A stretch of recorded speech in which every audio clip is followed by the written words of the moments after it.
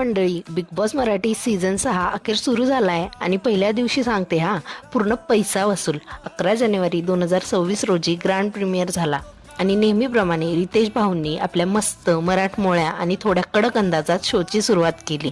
पहिल्याच मिनिटात त्यांनी क्लिअर केलं, मस्ती चालेल पण नियम मोडले तर थेट ॲक्शन होणार. घरात जाण्याआधी स्पर्धकांसमोर 2 पर्याय दिले गेले होते, कष्टाचा रस्ता की शॉर्टकट. काही प्रेक्षकांनी कष्टाचा रस्ता निवडला तर काही प्रेक्षकांनी शॉर्टकट निवडला. आणि हो, पहिल्याच दिवशी वाद पण झाला. एका खेळादरम्यान आयुष संजीवने तन्वी कोलतेला पॉलिटिकली करेक्ट म्हटलं आणि रितेश भाऊंनी कडक पण स्मार्ट पद्धतीने विषय मिटवला. पहिल्या दिवसातच ठिणगी पडली आहे. सोनाली राऊतची एंट्री तर अजूनच हायलाईट होती. घरात येताच तुम्ही कुठे झोपणार असा प्रश्न तिने स्पर्धकांना विचारला आणि त्यावर दीपाली सय्यद, सागर कारंडे आणि सचिन कुमावत यांनी केलेली मस्ती.